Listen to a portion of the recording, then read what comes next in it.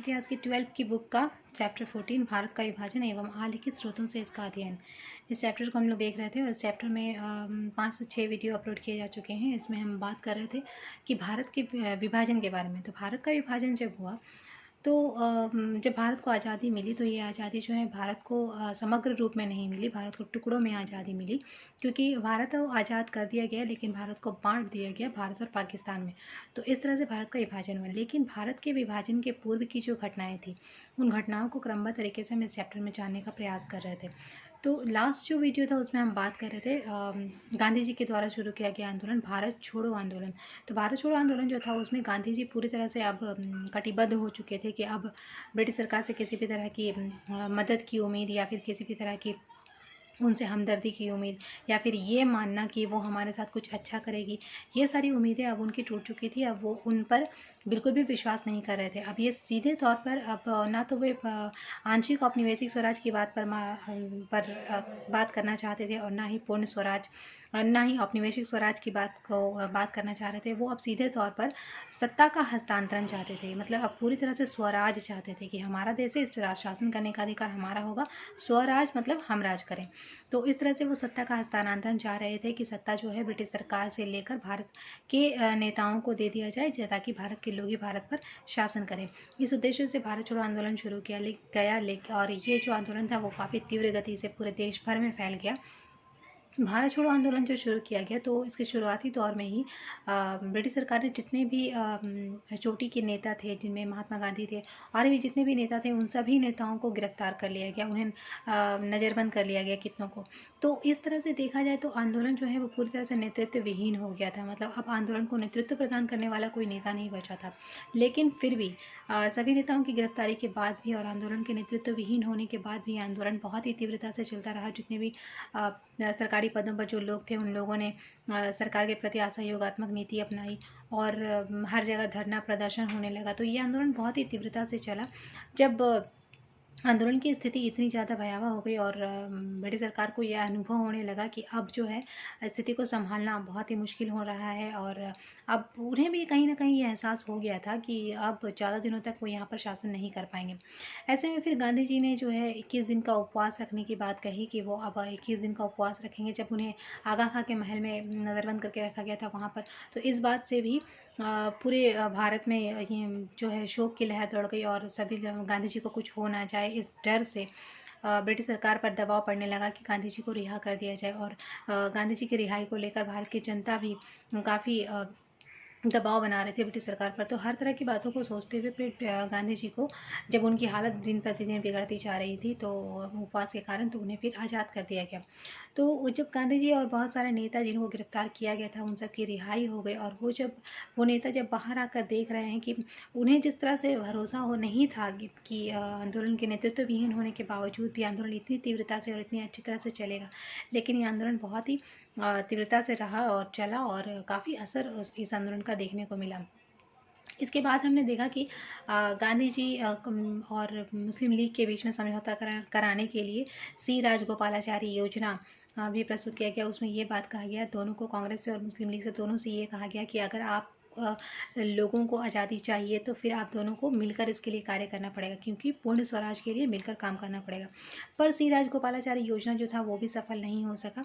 इसके बाद हमने देखा कि वेवल योजना आता है जिसमें शिमला सम्मेलन हो रहा है। शिमला सम्मेलन में वेवल योजना को प्रस्तुत किया गया और वेवल योजना में कुछ बातें खास तौर पर कही गई कि 1935 में जो अधिनियम की बातें थी उन पर अमल किया जाएगा। फिर उन्होंने ये कहा कि जो प्रतिनिधित्व दिया गया है स्वशासन में वो हिंदू और मुसलमानों को इक्वल दिया जाएगा। जबकि कांग्रेस इस बात को का चाहती तो विरोध कर सकती थी कि अगर जनसंख्या इक्वल नहीं है तो फिर प्रतिनिधित्व इक्वल क्यों होना होगा। लेकिन चूंकि उनका उद्देश्य काफ़ी बड़ा था, उन्हें आज़ादी चाहिए थी, इसीलिए कांग्रेस इस बात पर भी समझौता करने को तैयार हो गई और कांग्रेस ने एक्सेप्ट कर लिया इस बात को। लेकिन कुछ बातें ऐसी थी जिसके कारण मुस्लिम लीग इस बात को एक्सेप्ट नहीं कर सकी और फिर ये योजना भी विफल हो गई। इसके बाद हमने देखा कि द्वितीय विश्व युद्ध में ब्रिटिश सरकार ब्रिटेन की तो जीत हुई है क्योंकि वो मित्र राष्ट्रों के ग्रुप में शामिल था, लेकिन उसकी स्थिति अब काफ़ी कमज़ोर हो चुकी है क्योंकि एक तो लगातार वो युद्धों में रत रहा जिसके कारण उसकी आर्थिक स्थिति कमज़ोर पड़ गई, और दूसरी बात ये रही कि युद्ध में जीतने वाले पक्ष में शामिल होने के बावजूद भी उसे कुछ खास लाभ नहीं मिल पाया था। जिस तरह से युद्ध समाप्ति के बाद अमेरिका और रूस दो महाशक्तियों के रूप में उभर कर सामने आए थे, तो वैसी शक्ति अब ब्रिटेन को नहीं मिली थी। तो कहीं ना कहीं उसकी आर्थिक स्थिति भी कमज़ोर हुई थी, उसकी सैनिक शक्ति का भी ह्रास हुआ था और उसके मान सम्मान और प्रतिष्ठा का भी ह्रास हुआ था। तो इस तरह से अब वो लड़ने की स्थिति में या फिर किसी और राष्ट्र पर शासन करने की स्थिति में नहीं रहा, क्योंकि भारत जो है वो काफ़ी विशाल राष्ट्र था और एक विशाल राष्ट्र पर शक्ति पूर्वक बलपूर्वक सत्ता जमाए रखने के लिए ये भी आवश्यक था कि सामने वाला राष्ट्र भी उतना ही शक्तिशाली हो। ब्रिटेन शुरू में उतना शक्तिशाली था, इसलिए वो इतने दिनों तक यहाँ पे शासन कर पाया, लेकिन द्वितीय महायुद्ध की समाप्ति के बाद उसकी स्थिति जो है वह स्पष्ट हो चुकी थी और अब वो इस हालत में नहीं रहा कि वो ज़्यादा दिनों तक भारत पर शासन कर सके। तो ये सारी चीज़ें जो हैं अब घट चुकी थी। इसके बाद आज हम बात करेंगे कैबिनेट मिशन योजना की। 1946 में जो भारत आया था उस पर बात करेंगे। तो चलिए बात करते हैं इस पर। ये जो मिशन योजना था वो 15 मार्च 1946 ईस्वी को ब्रिटिश प्रधानमंत्री लॉर्ड एटली की घोषणा के बाद आया था, जिसमें उन्होंने घोषणा की थी और कहा था कि सम्राट की सरकार ने निर्णय किया है कि भारत को स्वतंत्रता दे दी जाए। मतलब अब एटली पूरी तरह से इस बात को लेकर कटिबद्ध है कि वो भारत को आज़ादी देने के पक्ष में है। भारत को भी निर्णय करने का अधिकार होगा कि वह राष्ट्रमंडल से पृथक होना चाहता है या नहीं। मतलब जितने भी देशी रियासत हैं वो संघ में, भारतीय संघ में शामिल होना चाहते हैं या फिर वो अपना अलग शासन चाहते हैं, ये अधिकार भारत के देशी राज्यों को ही होगा। आगे वो कहते हैं कि उन्होंने ये भी कहा कि अल्पसंख्यकों के हितों का पूरा ध्यान रखा जाएगा, जिनमें मुस्लिम हैं, ईसाई हैं, सिख हैं, ये लोग, किंतु उन्हें बहुसंख्यकों के विकास पर निषेधाधिकार नहीं दिया जा सकता। प्रधानमंत्री ने आगे ये भी कहा कि 3 मंत्रियों को भारत भेज रहे हैं जो समस्या का अध्ययन करेंगे और हल ढूंढेंगे। तो ये जो 3 मंत्री थे, इन्हीं 3 मंत्रियों को मिलाकर कैबिनेट मिशन जो है वो रेडी किया गया था। तो आज ही हम देखेंगे कि इन 3 लोगों में कौन कौन से लोग शामिल थे। तो इस तरह इस घोषणा के आधार पर 24 मार्च 1946 ईस्वी को कैबिनेट सदस्यों का एक प्रतिनिधि मंडल भारत आया। इस शिष्टमंडल में 3 सदस्य थे, ये नाम नोट करना। स्टेफर्ड क्रिप्स, ये अध्यक्ष बोर्ड ऑफ ट्रेड थे। यहाँ से क्वेश्चन आता है कि तीनों के नाम दे देगा और उनके पद को मैच करने के लिए आपको देगा। तो स्टेफर्ड क्रिप्स जो थे वो अध्यक्ष थे जो बोर्ड ऑफ ट्रेड के। इसके बाद दूसरे जो इसके अध्यक्ष थे वो थे जो दूसरे इसके सदस्य थे पैथिक लॉरेंस, ये भारत सचिव थे। इनका जो पद था वो भारत सचिव का था। इसके बाद एक और नाम आता है एवी अलेक्जेंडर। एवी अलेक्जेंडर जो है वो नौसेना मंत्री थे। तो इस प्रतिनिधि मंडल को कैबिनेट मिशन के नाम से जाना जाता है और इस मंडल की प्रमुख जो सिफारिशें थी उस पर बात करेंगे हम। तो जैसे जैसे बोलती जाऊँगी वीडियो को पॉज करके इसका नोट बना लेना। पहली जो सिफारिश इसमें थी वो ये थी कि एक भारतीय संघ स्थापित किया जाएगा जो विदेशी रक्षा यातायात की देखभाल करेगा। एक भारतीय संघ की स्थापना की जाएगी जो कि विदेशी मामले, रक्षा संबंधित मामले और यातायात के मामलों की देखभाल करेगा। दूसरी सिफारिश में ये कहा गया कि संघ से देशी राज्यों और ब्रिटिश भारत के प्रतिनिधियों की एक कार्यपालिका होगी। संघ में देशी राज्यों और ब्रिटिश भारत के प्रतिनिधियों की एक कार्यपालिका होगी। किसी सांप्रदायिक समस्या पर दोनों बड़े दलों से अलग अलग बहुमत होगा। तीसरी जो बात थी वो ये कही गई कि प्रांतों को संघीय विषयों को छोड़कर सभी मामलों में पूर्ण स्वायत्तता होगी। मतलब जो कानून बनाने के जो विषय हैं उनको प्रांतीय और संघीय में बांट दिया गया है।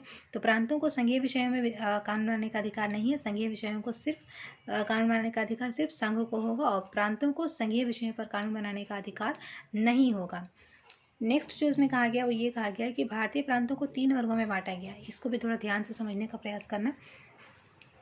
भारतीय प्रांतों को 3 वर्गों में बांटा गया। मतलब जो खंड ए होगा उसमें क्या होगा, मद्रास, बम्बई, उत्तर प्रदेश, बिहार, मध्य प्रांत और उड़ीसा।